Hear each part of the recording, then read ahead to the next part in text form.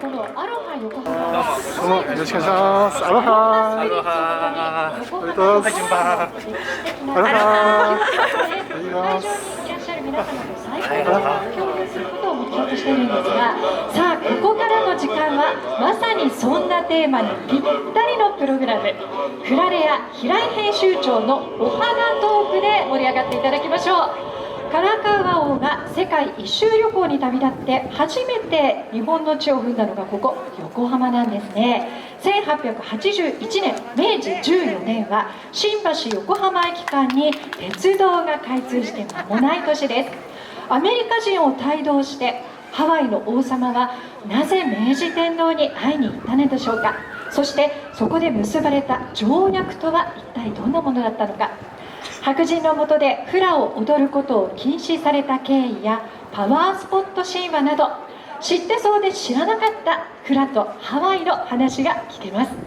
ご登壇いただくのはフラレア編集長の平井浩二さん、ハワイ神話研究家自然療法家の新井智子さん、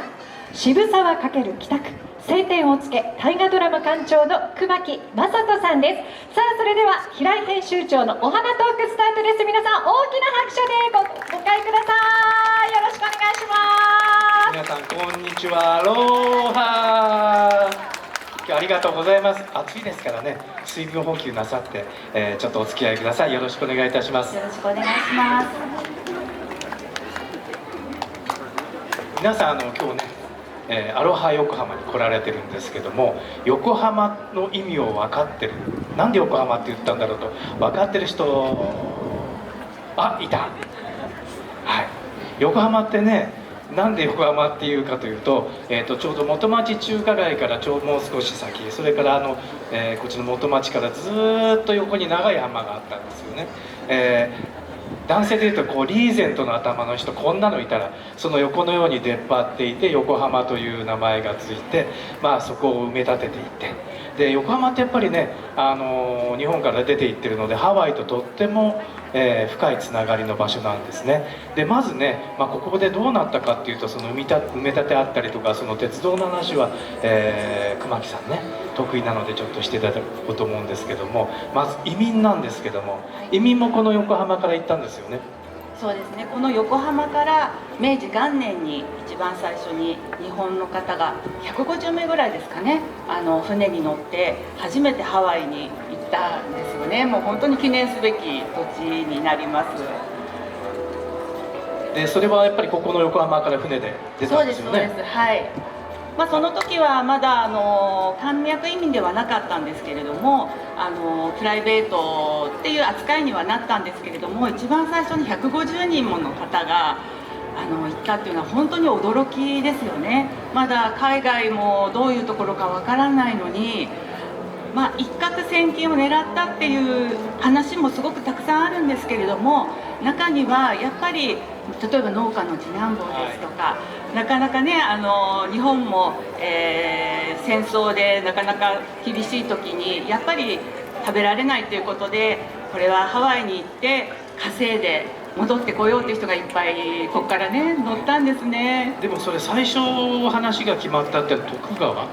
そうです、そうです、最後そうです。の慶喜でしょ。江戸時代っていうことでしょ、そうですよね。にもそういう話がハワイとできていたんですよね。そうなんです。カメハメ4世の時からもう日本人がとても勤勉だということで、移民をすごく要請されてたんですよね。だから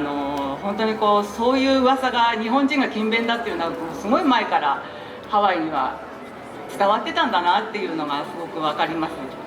で向こう着いてから大体結構なんていうのかな、今コロナだと1週間とか隔離ってありますけども、そういう感じであったって聞いたんですけど、そういうこともありますよね。そうですね、向こうに着いてホノルル港でしばらく留め置かれて、それで10人ずつぐらいカウアイ島に行くとかハワイ島に行くとか、グループ分けみたいなのもされたようなんですよね。でも当時はまだ男性の方が多かったっていうふうに聞いてますけれども、男性は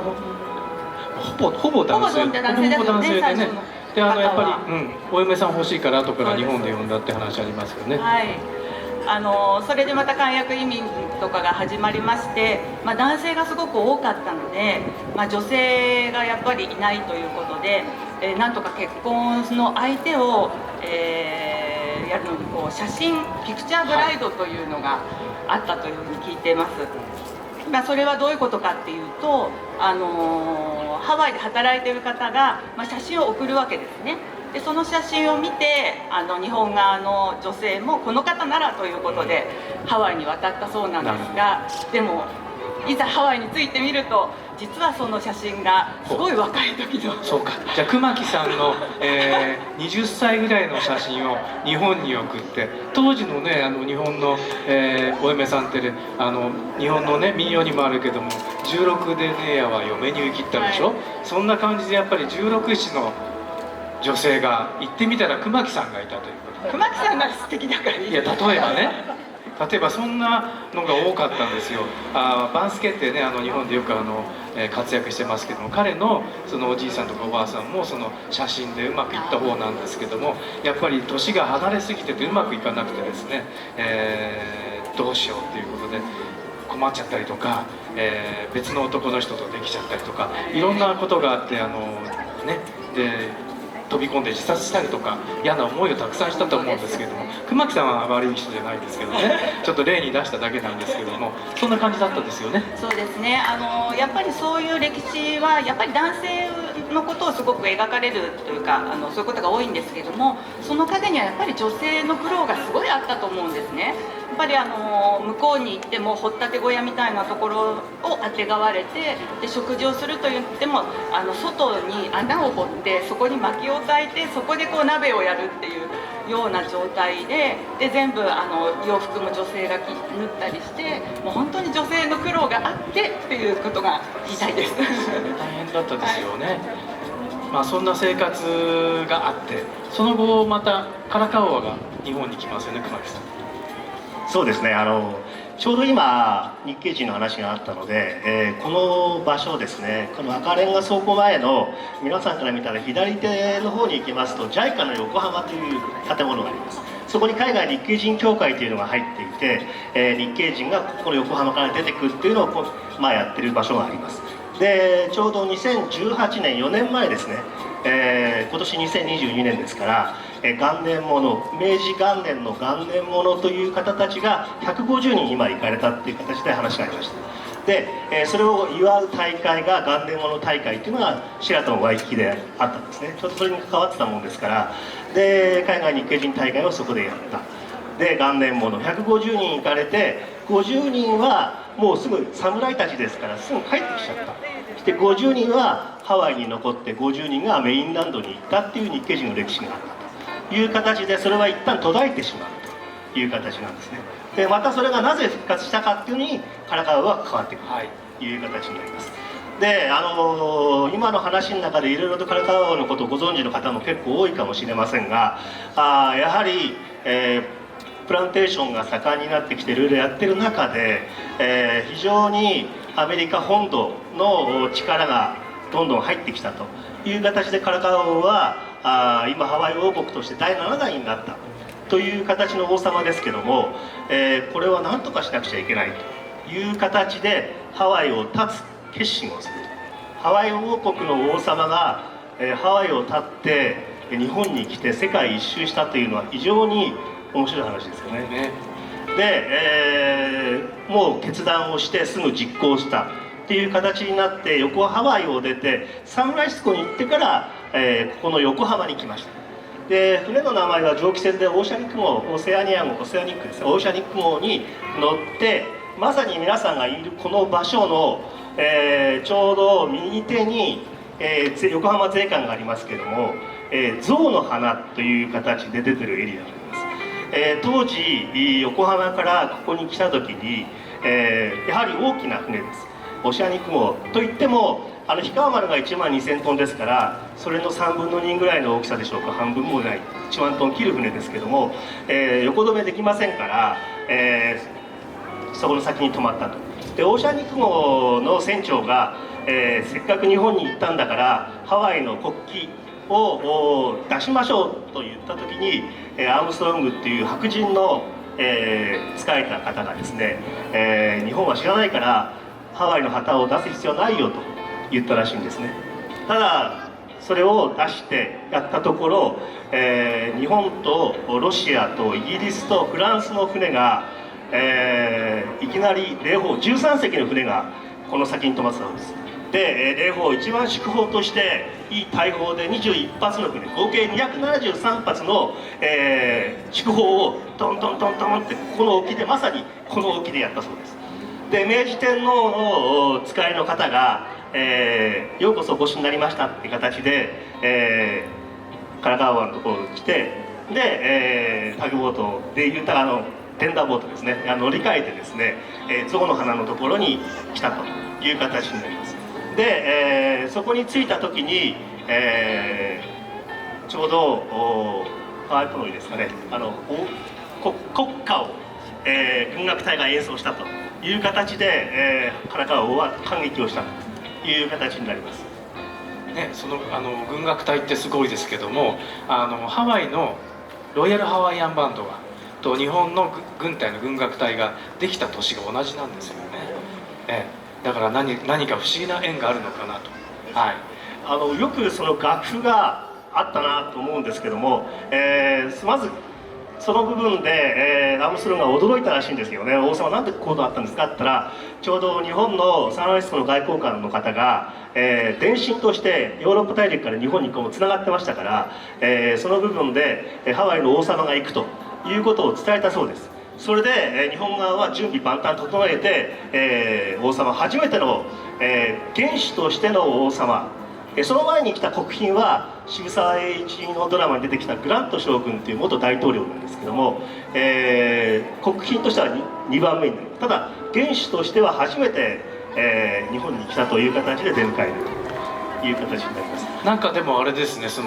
熊木さんグラント将軍というか18代のアメリカ大統領ですよね、はい、この方に実はアメリカによっていろいろサトウキビとか砂糖の問題があるということで、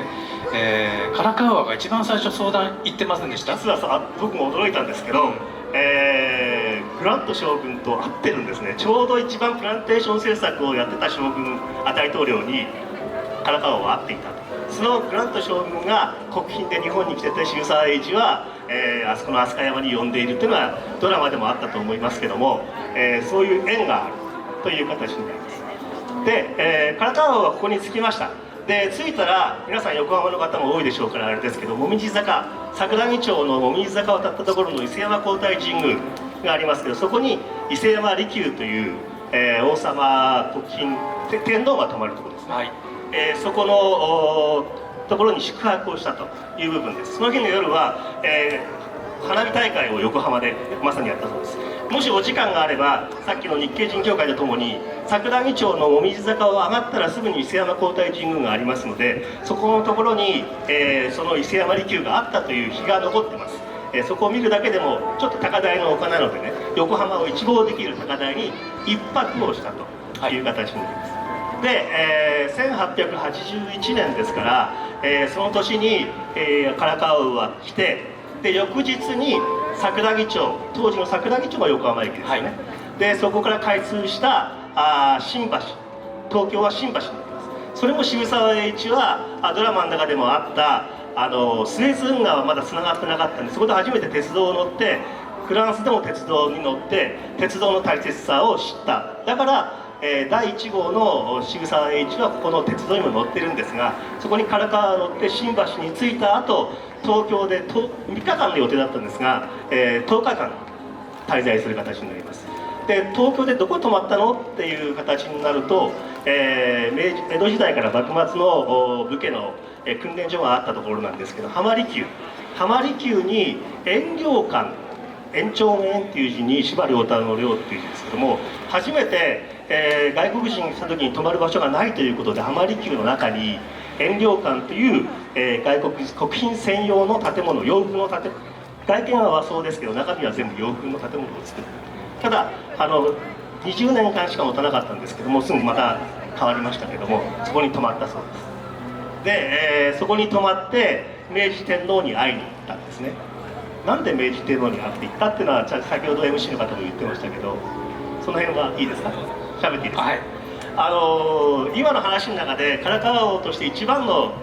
建前として、言ったのは日系の移民の方、日本人をどんどんハワイに来てくださいっていうお願いにまず建前は言ってます。もう一つのお願いというのはからかわは子供がいなかったんで、姪っ子のプリンセスカイルアニ王女を当時5歳ですよ、天皇家の山篠宮という方、彼も15歳ですけども、ぜひプリンセスカイルアニをお嫁にしてくださいという形で話をするんですね。でそれも、白人の部下たちの前に聞かれちゃまずいので王様一人で行っちゃうんです。それも非常にもう面白い話なんですけども、内々に、当時の宮内庁ですけども、そこに話をつけてからかわ王は明治天皇に会いに行く。公にはもうまだ会ってるんです。もう謁見は終わってるんで、もう1日だけ大騒ぎになったからかわ王は抜けてプリンセスカイルアニをどうぞ、嫁にくださいと。プリンセスカイルアニっていうとハワイどこに住んでたのっていうとあれシェラトンプリンセスカイルアニってホテルご存知ですか？あそこがちょうど涼しいところっていうアウナーリアでしたっけ、そこの意味があるので、あそこのだからホテルはシェラトンプリンセスカイルアニっていう名前になっている由来ですけども、そこにカイルアニ王女がいたという形で非常に素敵な女性です。和服姿の写真なんかも残ってますけども、ただ、結局最初の御前会議では皆さん賛成していくんですね。ただからかわもう一つ夢があったのはやはり環太平洋の、日本と太平洋の島々の連邦を作りたいっていうのを内心思ってたんです。で明治天皇にそれをトップをやってほしいっていうのももう一つあったんですね。でなんとかアメリカに対抗したいという意識を持ってて、そういう形のお願いをしました。ただやはり江戸時代終わった後にすぐのまだ10年ちょっとの間の明治です。非常にやる気はあってまだ世界に戦えなかったので、御前会議では結婚の話は結構いい形で言ったけども、よくよく熟慮した上で大体その時代で裏で動いてたのは井上馨という方ですけども、結局はお断りすると。その時に、山篠宮が15歳で英文でからかわ滞在中にツイートかなんか全部山篠宮がついていくんですね。英語も堪能な方でした。あとイギリスに留学した方も通訳としてついたりしながら、彼に最後翌年に、そのお断りの手紙を持っていくという形の展開もあります。あとハワイと日本を電信でつなごうとかですね、いろんな計画を持ってたからかわで、なかなか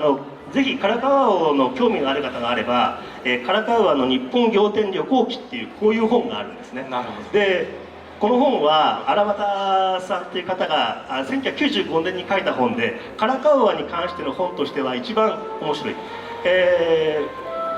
観光局の方でからかわの結局自分自身が書いた日記が英訳されて、日本語も変えて展示されてますけども、これはその随行員のアームストロングっていう方が書いた本です。白人の部下です。で、王様と同じハワイ出身ですけど白人の方なんで、ちょっとからかわ王のことを卑下したような表現が結構多い形になってます。ですからアームストロング自体はこの本に関して言うとからかわが亡くなってから出してほしい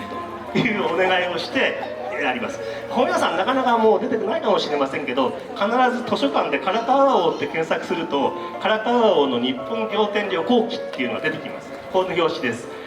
ぜひ読んでみてください。はい、滞在中にも日本のこと、から中国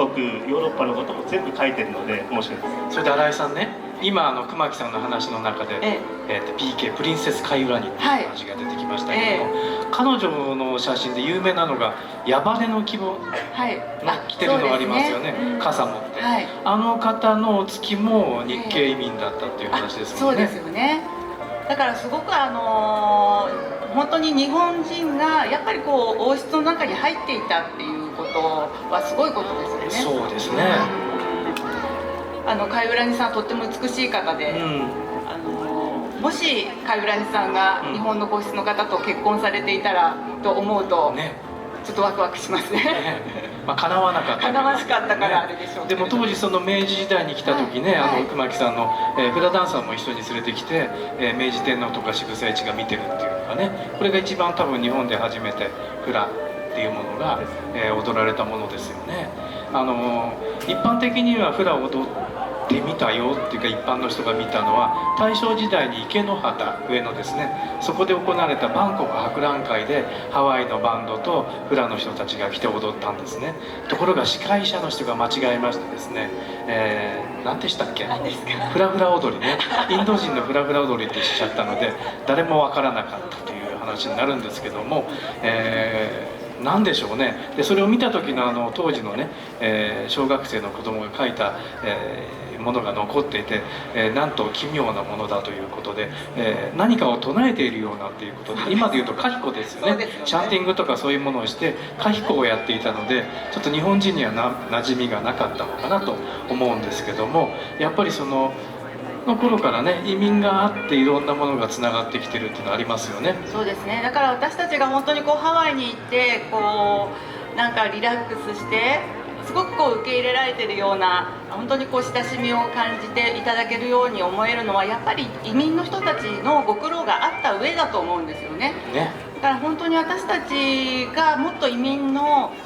歴史を知って、それを私たち日本人が伝えるべきなんだと思うんです、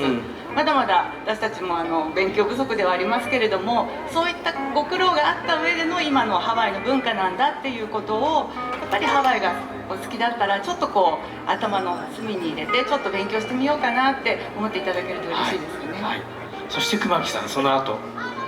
渋沢栄一と。そうです、なんで渋沢栄一の立場で来てるかっていうとですね、明治天皇の謁見の部分が終わりました。話も終わりました。で歌舞伎としては歌舞伎座はまだなかったんで、新富座っていうところで、当時の團十郎以下全部揃って、行かれた形になるんですけども、3月4日に入ってきて3月12日の日ですね、3月12日に、北区の王子にあった製紙工場に唐川王は行ってるんです。で、北区の王子って言いますと飛鳥山公園っていうのがあります。ちょうど、桜木町から降りてくると馬車道のとこな、ここにもアジサイがいっぱいありましたけども、飛鳥山にはちょうど今アジサイが満開です。春は桜で有名です。徳川吉宗が和歌山から桜の木を植えて1000本の桜が飛鳥山は咲きます。秋は紅葉です。そこに、80歳の時のお祝いで建てられた建物があるんですけども、そちらのところに含めて、芝生があって、そこがまさに渋沢栄一の邸宅のあった場所なので、そこがフラマウントになっているという形で、昨年フラレ屋さんが中心になられて、飛鳥山ハワイフェスティバルというのをやりました。まさに唐川王との縁のある飛鳥山なので、今年から本番の10月の8、9にそこでまたやる予定になっています。スタートとしての歴史があるのは横浜でございますが、これから飛鳥山の方にもなかなか目が行くんですね。そうですね。で飛鳥山のね、清文庫って図書館があるんですが、その前に、渋沢栄一邸の庭があるんですけどね、もともとそこに溝が掘ってあるんですね。でこれは何だろう、水を流すためのこの溝かなと思ったら違うんですよね。渋沢栄一って身長実は150センチなもんですから、外国人、背が高い外国人が来た時にその水を歩かして渋沢栄一はその上を歩いて目線を合わせたっていうのは、でこういう帽子もね、高いのかぶって身長高い日本帽子会社っていうのも関わっているんですね。彼日本で500社以上、日銀にしても何にしてもいろいろと保険会社から何から全部関わってますけども、帽子会社も彼です。なんで帽子にこだわるかというと、やっぱりハットをこう高くして大きく見せるという。ぜひ飛鳥山では伊藤博文と徳川慶喜があった茶室の跡とかですね、また渋沢資料館が今予約なしで見学できますから、それに関わる話とか、唐川王に興味の持った方がいたらここに唐川王は来たんだなというふうに思っていただければと思いますので、ぜひ今後覚えておいてください。あとね、日本のハワイアン音楽の、幕開けというか発祥はやっぱり横浜の子安なんですね。それはハイダ兄弟っていうのが、ハイダ和彦さんとか昔、お父さんがね医者として移民で行って、それで亡くなったのでその骨を持って広島のお寺に納めに来た。だから戻ってくるだけそれだけ裕福だったと思うんですけども、それでまたハワイに戻るために、横浜に来て、知り合いのなんていうのかな、離れでこう遊んでたわけですね。しばらく日本を満喫して、その時にそう冬だったんでしょうね。火鉢のこの箸っていうのは鉄なのでね、こういうもので、それでギターを横にしてこうスティールギターの香りをしてたんですね。したらその大正12年だったので、さていざ帰ろうという時に関東大震災が来まして、荷物からパスポート全部泥棒さんに取られちゃいまして帰れなくなったんですね。でこっからが日本人っていうかね、そういうものを伝えていった、音楽の幕開けという大正12年ですね。だからいろいろやっぱり移民の方っていうのは関わり合いが古いですよね。多いですね。だから本当に横浜も聖地の一つだなって今熊木さんのお話を伺って思いました。唐川王さんがここに来たっていうところでもありますし、そういうハワイアンソングのね、すごいですよね。そこからスチールギターが広がっていってね、当時のバンドってやっぱりスチールギターがバンドマスターでやってましたけど、ということでね、時間がもう間もなく5分前の一言ずつ熊木さんからどうぞお願いします。そうですね、1881年に唐川はここに来ました。で、亡くなるのは1891年10年後なんですね。ちょうどサンフランシスコで亡くなってご遺体はハワイに入ってくると。その後すぐハワイ王国はなくなっていろいろクーデターが起きて、結局アメリカの州になっちゃうという部分です。その時に東郷平八郎を含めて日本は軍艦2隻を送ってボストン号というアメリカの戦艦に対して威嚇射撃しています。